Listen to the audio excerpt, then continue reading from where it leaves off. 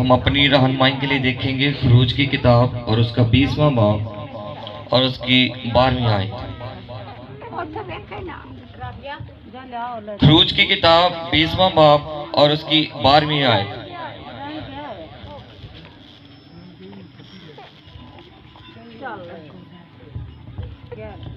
تو اپنے باپ اور اپنی ماں کی عزت کرنا تاکہ تیری اس ملک میں جو خداوند تیرا خدا تجھے دیتا ہے دراز ہو۔ پاکلم کے پڑھے اور سنے جان پر خداوند کی برکت ہو۔ ہم نے ابھی جو حوالہ پڑھا ہے یہ خروج کی کتاب میں سے، اور ہم سب جانتے ہیں کہ خروج کی کتاب جب لکھی گئی تو اس وقت ماحول ایسا تھا کہ بنی اسرائیل مصر کی غلامی سے ابھی نکل کر آئے تھے، اور اس ملک میں انہوں نے جانا تھا جو خدا نے ملک انہیں دینے کا وعدہ کیا تھا ان کے باپ یعقوب سے، ابراہیم سے اور اسحاق سے۔ تو ابھی وہ وعدے کی سرزمین میں گئے نہیں، تو خدا نے انہیں پہلے سے سارے قوانین دیے ہیں، اور بہت سارے قوانین میں سے جسے ہم 10 حکم بھی کہتے ہیں، تو ان میں سے چوتھا حکم یہ ہے کہ تو اپنے باپ اور اپنی ماں کی عزت کرنا۔ اگر ہم غور کریں تو اس حکم کے ساتھ ایک وعدہ بھی ہمیں نظر آتا ہے، تو اپنے باپ کی اور اپنی ماں کی عزت کرنا تاکہ تیری عمر کیا ہو؟ دراز ہو، جو خداوند تیرا خدا تجھے دیتا ہے۔ کس ملک میں؟ جس ملک میں انہوں نے جانا تھا، یعنی کہ وعدہ کی سرزمین میں بنی اسرائیل ابھی جانے والے ابھی گئے نہیں ہیں، ابھی مصر کی غلامی سے نکل کر آئے ہیں۔ ابھی راستے میں انہوں نے خدا کے عجیب عجیب کام دیکھے ہیں، انہوں نے خدا کا جلال دیکھا ہے کہ خدا کس طرح سے اپنی قدرت دکھا کر انہیں کہاں پہ لے کے جا رہا ہے؟ وعدے کی سرزمین میں۔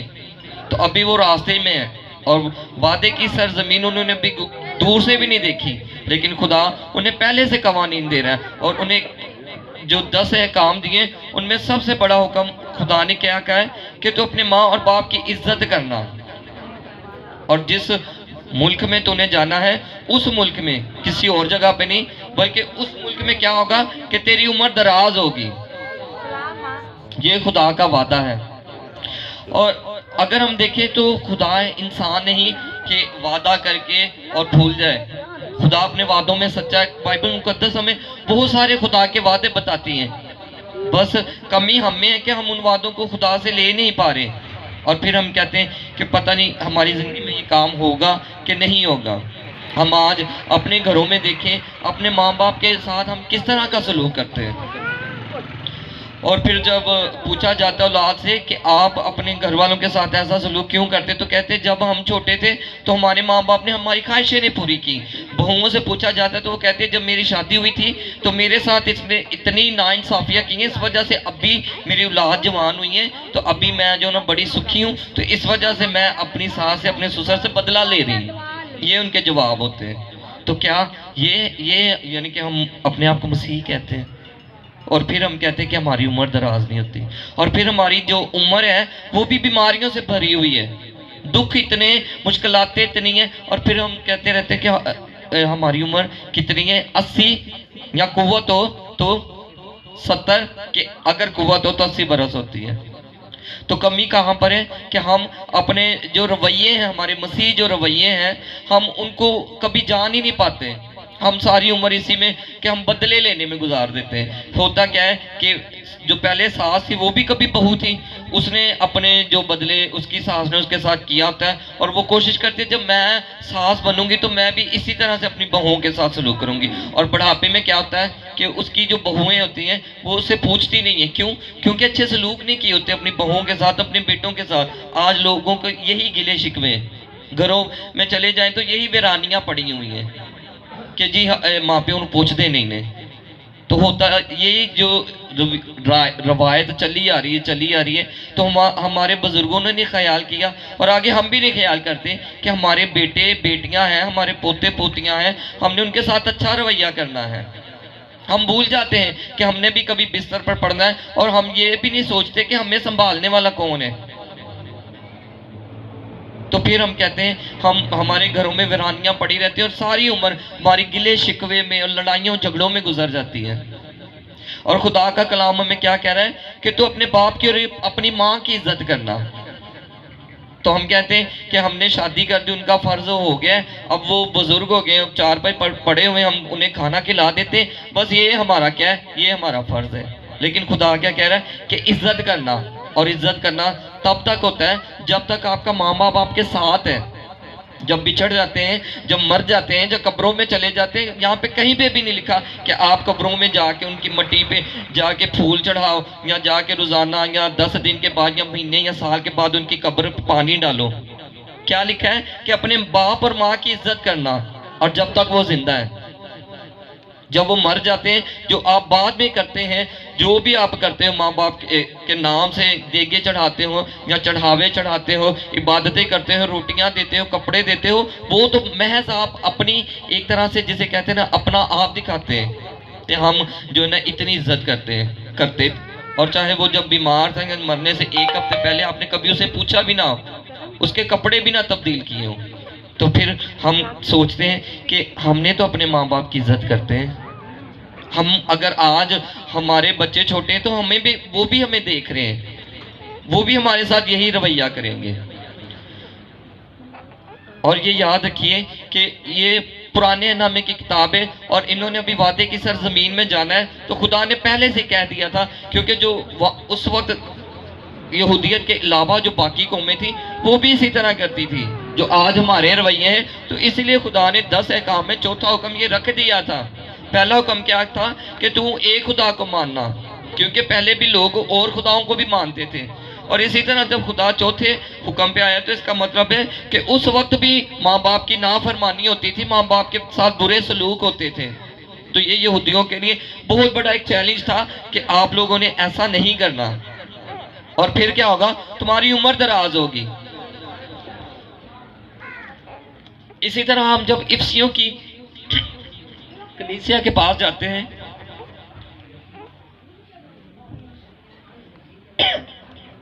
تو وہاں پہ پالوس رسول لکھتا ہے، اے فرزندو، خداوند میں اپنے ماں باپ کے فرما بردار رہو، کیونکہ یہ واجب ہے اپنے باپ کی اور ماں کی عزت کرنا۔ یہ پہلا حکم ہے جس کے ساتھ وعدہ بھی ہے۔ وہی بات جو ہم نے ابھی خروج میں پڑھی ہے، جب خدا نے موسیٰ کو شریعت دی ہے وعدہ کی سرزمین میں جانے سے پہلے، پالوس رسول بھی افسیوں کی کلیسیا جب یہودیت سے مسیحیت چلی ہے تو پالوس رسول نے بھی اسی حوالے کو لیا ہے جو ابھی ہم نے پڑھا ہے کہ کیا کرنا ہے کہ اپنے باپ کی اور اپنی ماں کی عزت کرنا، اور یہ پہلا حکم ہے۔ پہلا کیوں؟ اگر دیکھا جائے یہ تو 10 احکام میں سے چوتھا حکم ہے، لیکن پہلا اس لیے کہا گیا ہے کیونکہ جتنے بھی 10 احکام دیے تھے ان کے ساتھ کوئی وعدہ نہیں تھا کیا گیا، لیکن پالوس رسول یہاں پہ میں یہ سمجھانے کی کوشش کر رہا ہے کہ یہ چوتھا حکم تو ہے، لیکن سارے 10 احکام میں سے یہ پہلا حکم تھا جس کے ساتھ عمر کی درازی کا ہم سے وعدہ کیا گیا ہے۔ اور جو خدا عمر ہمیں دیتا ہے اس میں دکھ نہیں ہوتے، اس میں بیماریاں نہیں ہوتی۔ اگر ہم اپنی طاقت سے اپنی جو عقل ہے اس سے اپنی عمر بڑھانا چاہیں گے تو اس میں دکھ ہوگا، مصیبتیں ہوں گی، پریشانیاں ہوں گی، لیکن جو خدا عمر بڑھائے گا اس میں دکھ، پریشانیاں، مصیبتیں نہیں ہوں گی۔ اور یہاں پہ پالوس رسول جب مسیحیت قائم ہو رہی ہے تو افسیوں کی کلیسیا میں جا کے یہی حکم جو ہے انہیں جا کے دہرا رہا ہے۔ کیوں؟ کیونکہ افسیوں کی کلیسیا میں یہی ویرانیاں تھی، ماں باپ کے ساتھ اچھا سلوک نہیں ہو رہا تھا۔ پہلے ہم نے دیکھا کہ جب بنی اسرائیل مصر کی غلامی سے آزاد ہو کر آئے ہیں تو انہوں نے وعدہ کی سرزمین میں جانا ہے، تو ان کے سامنے بھی یہی چیلنج ہے۔ پھر ہم دیکھتے ہیں کہ جب مسیحیت دنیا میں پھیلی ہے، جب یسوع مسیح زندہ آسمان پر چلے گئے اور اس کے بعد شاگردوں نے منادی کرنا شروع کی ہے، تو جب پالوس رسول نے منادی شروع کی ہے اور وہ افسیوں کی کلیسیا میں گئے تو اس نے بھی یہ کمی محسوس کی ہے کہ واقعی ماں باپ کی عزت میں کہیں نہ کہیں غفلت ہو رہی ہے، جس کی وجہ سے یہ خدا کے جو برکتیں ہیں، خدا کا جو وعدہ ہے وہ حاصل کرنے سے کلیسیا جو ہے ابھی تک انہوں نے کمی ہے اور یہ وہ برکت حاصل نہیں کر پا رہے ہیں۔ تو کیا آج ہمارے گھروں میں، ہماری کلیسیاؤں میں اس بات کی کمی نہیں ہے کہ ہم ماں باپ کے ساتھ اچھا سلوک کر رہے ہیں کہ نہیں کر رہے؟ پھر آگے پالوس رسول اسی حکم کے ساتھ مزید اضافہ کرتا ہے، تاکہ تیرا بھلا ہو اور تیری عمر دراز ہو۔ پالوس رسول کہتا ہے اسی حکم کو جو خدا نے موسیٰ کو دیا، اسی میں پالوس رسول اضافہ کرتے ہوئے کہتا ہے اے اولاد والوں. پہلے تو ماں باپ سے مخاطب کیا جا رہا تھا، ماں باپ سے کہا جا رہا تھا، اب ماں باپ کو یہ کہا جا رہا ہے کہ اے اولاد والوں، یعنی کہ جن کی اولاد ہے وہ بھی سنیں. بچوں پر تو فرض ہے کہ وہ والدین کی عزت کریں، لیکن اب ماں باپ کے لیے بھی پالوس رسول نے ایک جو فرض رکھا ہے، اور وہ کیا ہے؟ اے اولاد والے اپنے فرزندوں کو غصہ نہ دلاؤ. کیا میں نے کہا ہے؟ اے اولاد والوں اپنے فرزندوں کو غصہ نہ دلاؤ، بلکہ خداوند کی طرف سے تربیت اور نصیحت دے دے کر ان کی پرورش کرو. پالوس رسول نے جو ہمیں موسیٰ کی معرفت حکم ملا تھا کہ ماں باپ کی عزت کرنا، اس میں اس نے مزید اضافہ کر دیا. اس نے دیکھا ہے کہ کہیں نہ کہیں پہ کوئی نہ کوئی گڑبڑ ہو رہی ہے، بچے جو ہیں وہ غفلت کرتے ہیں. تو اس کا مطلب پالوس رسول نے بہت زیادہ تحقیق کی ہے. اس نے محسوس کیا ہے کہ کہیں نہ کہیں پہ ماں باپ بھی جو ہیں بچوں کے ساتھ ناانصافیاں کر جاتے ہیں، ان کے ساتھ برے رویے کر جاتے ہیں اور اتنا غصہ کر جاتے ہیں جس کی وجہ سے بچے پڑھنا چھوڑ دیتے ہیں، بچے ماں باپ کی عزت کرنا چھوڑ دیتے ہیں. تو یہاں پہ پالوس رسول کیا کہہ رہا ہے کہ اے اولاد والوں اپنے فرزندوں کو غصہ نہ دلاؤ. اور یہ غصے کب نکلتے ہیں؟ پہلے تو بچہ برداشت کرتا رہتا ساری. آپ نے کبھی گیند کو دیکھا ہے؟ جب ہم اسے جتنی قوت سے دیوار کے ساتھ مارتے ہیں اتنی قوت سے وہ گیند واپس ہمارے پاس آتا ہے. تو یہی ہمارے رویوں کے ساتھ ہوتا ہے. ہم جس طرح اپنے بیٹے بیٹیوں کے ساتھ اچھے رویے نہیں کرتے، ان کی باتیں نہیں مانتے جو جائز ہیں، ناجائز نہیں ان کی، تو جب ہم بوڑھے ہوتے ہیں تو وہ پھر بدلے لیتے ہیں، وہ ہمیں پوچھتے نہیں ہیں. اور پھر ہوتا کیا ہے کہ ماں باپ راتوں کو روتے ہیں، اور ہمیں یہ ہوتا ہے کہ ہمارے ماں باپ سو رہے ہیں، لیکن ہو سکتا ہے کہ وہ سونے سے پہلے ان کی آنکھوں میں اتنے آنسو ہوں اور ان آنسوؤں کی وجہ سے انہیں نیند نہ آ رہی ہو. تو ہم یہی کہتے ہیں کہ کلام میں تو لکھا ہے کہ ماں باپ کی عزت کر تو تیری عمر درا. پھر ہم اپنی اولاد کو کوستے ہیں، پھر ہم کہتے ہیں پتہ نہیں کدھر تے چلا گیا. لیکن ہم دیکھیں ہمیں پالوس رسول نے بڑی تحقیق کر کے اس نے یہاں پہ ہمیں بتایا کہ کہیں نہ کہیں پہ ماں باپ سے بھی غلطیاں ہو جاتی ہیں پرورش کرنے میں. اور آگے لکھا ہوا ہے بلکہ خداوند کی طرف سے تربیت اور نصیحت کریں. کیا ہم نے کبھی اپنی اولاد کو خداوند کی طرف سے نصیحتیں کی ہیں؟ اگر ہماری اولاد کام نہیں نہ کرتی تو ہم کہتے ہیں فلاں دا بچہ انج دا وے، تو پتہ نہیں کہ انج دا ہے. تو سائنس نے یہ تحقیق میں ثابت کیا کہ جب ہم اپنی اولاد کو کسی دوسرے کے ساتھ موازنہ کرتے ہیں تو اس کے اندر نفرت پیدا ہوتی ہے. ماں باپ تو سمجھتے ہیں کہ ہم اپنے بچوں کو مقابلے کے لیے تیار کریں، انہیں جوش دلا رہے ہیں، لیکن بچے کے اندر اس انسان، چاہے وہ آپ کی بہن کا بیٹا ہو، چاہے آپ اسے تیری پپھو دا منڈا دینا چاہو تو صبح پٹھے لے آندا تو کی کرنا، تو نو ہی اٹھنا. تو اس طرح کیا ہوتا ہے اولاد کے ذہن میں اس کے بارے میں بھی نفرت پیدا ہوگی، اور پیدا کرنے والے کون ہیں؟ ماں باپ ہیں. تو یہ کلام مقدس ہمیں بتا رہا ہے کہ خداوند کی طرف سے تربیت کرنی ہے، دنیا کی مثالیں نہیں دینی، بلکہ کلام میں ہر عمر کے لیے، ہر رشتے کے لیے، سستی کے لیے، کاہلی کے لیے، ہر نشہ بازی سے باز رہنے کے لیے ہر ایک تعلیم بائبل مقدس میں دی ہوئی ہے. تو ہم دنیا کی مثالیں دے دے کر اپنی اولاد کا خود ہی جو ہے نا ستیہ ناش کرتے ہیں، اور پھر ہم ساری عمر پچھتاتے رہتے ہیں، روتے رہتے ہیں، گلے شکوے کرتے ہیں، کبھی کسی کے ساتھ کبھی کسی کے ساتھ، جہاں پہ بیٹھتے ہیں اس طرح، اور اسی طرح ہم قبروں میں چلے جاتے ہیں. اور ہماری اولاد نے جو ہمارے رویے کیے ہوتے ہیں وہ یہ اپنی اولاد کے ساتھ کرتے ہیں. اور ہوتا کیا ہے کہ جب ہم مر جاتے ہیں، ہمارے مرنے کے بعد وہ کیا کریں گے؟ ہماری اولاد بھی ایسی کرے گی کہ دیگیں کر لیں گی، دعائیں کروا لیں گی، چندے دے دیں گی. لیکن ہمیں کلام مقدس آج ہمیں بتا رہا ہے کہ جب ہم اگر ماں باپ ہیں تو ہمیں کلام کے مطابق اپنے بچوں کی تربیت کرنی ہے. ہم کلام کو کتنا جانتے ہیں؟ کل ہم ایک کلیسیا میں دعا کر رہے تھے تو سہیل بار بار کلیسیا سے کہہ رہا تھا کہ جو 20 سال سے یا 25 سال سے اوپر ہیں وہ میرے سوالوں کے جواب دیں. تو کسی کو کوئی جواب ہی نہیں آ رہا تھا. اور یہ وہ عمر ہے جب ہم والدین بن جاتے ہیں، جب ہماری اولاد پیدا ہو جاتی ہے. اگر ہمیں ہی نہیں کلام کا پتہ تو ہم اپنی اولاد کو کیا تربیت دیں گے؟ اور پھر اگر تربیت نہیں دیں گے تو یہ خدا کا کلام یہاں پر ہی رک جائے گا. اور پھر کیا ہوگا کہ ہمارے لیے وہی دکھ، مصیبتیں، پریشانیاں، راتوں کو رونا، جگہ جگہ پہ اپنی اولاد کو کوسنا، اور جو رویے ہمارے ساتھ ہوئے اس سے برے ہمارے بچوں کے ساتھ، اس سے برے ان کے بچوں کے ساتھ رویے ہوں گے. کیوں؟ کیونکہ ہم نے کلام کو ترجیح نہیں دیتے اپنے کسی کام میں، ہم کلام کو ترجیح دیتے نہیں. ہم کہتے کلام کیا ہوتا ہے. اور رسولوں کا عقیدہ، جب سہیل نے کہا کہ جماعت میں سے کوئی ایک بہن یا بھائی سنائے، تو کسی کو رسولوں، ہمارا جو مسیح ایمان کا عقیدہ ہے وہ تک نہیں کسی کو آیا. تو پھر ہم کہتے ہیں کہ ہم مسیحی ہیں. یہ ہمارے مسیح ہونے کا ثبوت ہے کہ ہمیں اپنے ایمان کے عقیدے کا ہی نہیں پتا.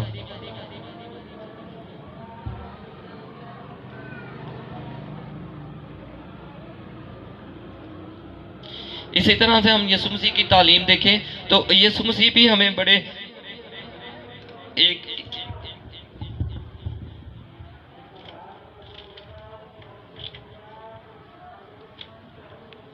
جب ہم لوکا کی انجیل میں دیکھتے ہیں تو یسوع مسیح بھی ہمیں اسی حکم کے مزید اضافہ کرتے ہوئے کچھ بتا رہا ہے، تو وہ ہم پڑھیں گے. یسوع مسیح کے الفاظ ہیں کہ یسوع مسیح سے پوچھا گیا کہ تیرے شاگرد جو ہے وہ بزرگوں کی روایت کو، تو اسی طرح مزید یسوع مسیح نے کہا کہ میں زمین پر اس لیے نہیں آیا کہ میں صلح کرواؤں، بلکہ میں اس لیے آیا ہوں کہ میں آگ لگواؤں، باپ کو بیٹے سے جدا کروں اور بیٹے کو باپ سے جدا کروں، بہو کو ساس سے جدا کروں اور ساس کو بہو سے. اور گھر میں کیا ہوگا کہ سارے ایک دوسرے کے مخالف ہوں گے. اور یہ کون سی آگ ہے؟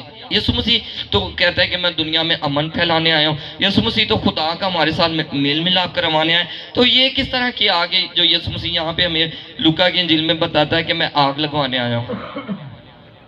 آپ نے کبھی سوچا یہ کون سی آگ ہے جو یسوع مسیح کہہ رہا ہے کہ میں باپ کو بیٹے کے خلاف کروں گا اور بیٹے باپ کے خلاف ہوں گے، بہو ساس کے خلاف ہوگی اور ساس بہو کے خلاف ہو جائے گی؟ یہ پاک روح کی آگ ہے. یہ پہلے ہم نے دیکھا کہ بنی اسرائیل قوم جب ملک کنعان میں جانے والے، وعدے کی سرزمین میں جانے والے، تو اس وقت انہیں یہ حکم دیا گیا ہے کہ ماں باپ کی عزت کرنا. اور جب پالوس رسول نے افسیوں کی کلیسیا میں منادی کی ہے، وہاں پہ مسیحیت پھیلائی ہے، تو انہیں یہ حکم دیا گیا نہ صرف والدین کو بلکہ اولاد کو حکم دیا کہ آپ نے ماں باپ کی عزت کرنی ہے. اور والدین سے کہا ہے کہ تم نے بھی ان کے احساسات کا خیال رکھنا ہے، ان کے جذبوں کا خیال رکھنا، ان سے صلاح مشورہ لینی ہے، انہیں ترجیح دینی ہے، کسی اور کو نہیں بلکہ اپنی اولاد کو ترجیح دینی ہے. تو یسوع مسیح یہاں پہ کہہ رہے ہیں کہ میں آگ بھڑکانے آیا ہوں، باپ بیٹے کے خلاف ہوگا. یسوع مسیح اصل میں یہ بتانا چاہ رہے ہیں کہ اگر بیٹا ایماندار ہے اور باپ نے ابھی تک یسوع مسیح کو اپنا شخصی نجات دہندہ قبول نہیں کیا تو کیا ہوگا کہ ویرانی ہوگی گھر میں. بیٹا تو دعا پہ جائے گا، باپ نہیں جائے گا. پھر آگے لکھا ہے ساس بہو جو ہیں وہ آپس میں لڑائی رکھیں گی. تو کیا ہو رہا ہے؟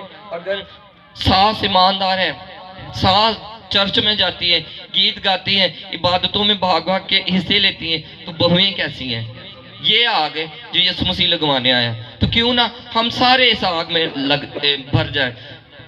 پاک روح کی آگ ہم سب اپنے لیے کیوں نہ مانگ لیں، تاکہ ساس بہو جو ہے وہ دونوں مل کے چرچ جائیں، بیٹا اور باپ جو مل کر خدا کی عبادت کریں، پوری فیملی ہم مل کے خدا کی دعا کریں. اور پھر کیا ہوگا کہ ہم آسمان کے وارث بن جائیں گے.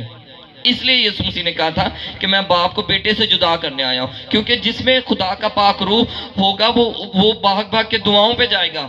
وہ دنیا کے کاموں کی پرواہ نہیں کرے گا. وہ یہ دیکھے گا کہ میرا جو گھر، حقیقی جو گھر ہے میرا، تو وہ آسمان پر ہے، تو وہ اپنے آسمان پر جانے کی تیاری کرے گا. تو اگر یہ آگ سب میں ہوگی تو ہم سب کہاں پہ جائیں گے؟ جنت میں، نئے یروشلم میں. کلام مقدس میں لکھا ہے نیا یروشلم کیسا ہوگا؟ وہاں پہ نہ کوئی کام ہوگا، نہ کوئی دکھ ہوگا، نہ کوئی موت ہوگی، نہ آہو نالا ہوگا. تو خود سوچے کہ دنیا میں جب گناہ آیا تو اس کے بعد موت آئی ہے. تو لیکن جب یسوع مسیح آیا ہے اور یسوع مسیح نے اس دنیا میں آ کے جب صلیب پر جان دے دی، یسوع مسیح آسمان پر چلے گئے مردوں میں سے زندہ ہو کر. تو یسوع مسیح نے کہا جو مجھ پر ایمان ہوگا ہلاک نہ ہوگا بلکہ ہمیشہ کی زندگی پائے گا. اور یہ ہمیشہ کی زندگی کب اور کن لوگوں کو ملے گی؟ جن کے اندر یسوع مسیح کی آگ ہوگی، دنیا کی آگ نہیں. اکثر ہم کہتے ہیں انہوں پتہ نہیں کیڑی آگ لگی، لیکن یہاں پہ ہم دیکھیں گے کہ جن کے اندر پاک روح کی آگ ہوگی، جو بھاگ بھاگ کے دعائیں کریں گے، اچھے کاموں میں بڑھ چڑھ کر حصہ لیں گے، اپنے ماں باپ کی عزت کریں گے. اور ماں باپ کے علاوہ یسوع مسیح نے کہا تھا کہ جو ماں باپ سے زیادہ مجھے ترجیح دیتا ہے وہ آسمان کی بادشاہی میں جائے گا.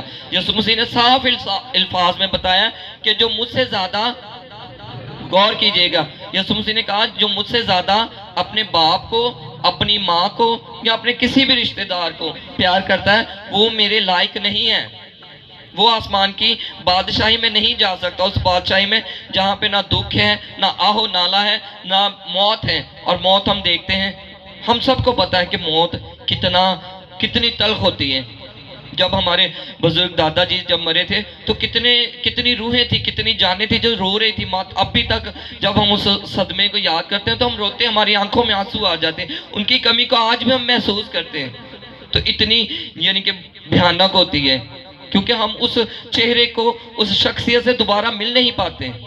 تو لیکن جب ہم آسمان پہ جائیں گے تو وہاں پہ موت بھی نہیں ہوگی، اور یہ کن کے لیے نہیں ہوگی؟ جن کے اندر پاک روح کی آگ ہوگی، جو یسوع مسیح نے کہا کہ میں زمین پر آگ لگوانے آیا ہوں۔ ہم اپنے سروں کو جھکائیں، آنکھوں کو بند کریں اور سوچیں کہ کیا ہمارے اندر وہ آگ ہے؟ اگر کسی میں ہے، ہم ان کے لیے تو نہیں ٹھوکر کا سبب بن رہے۔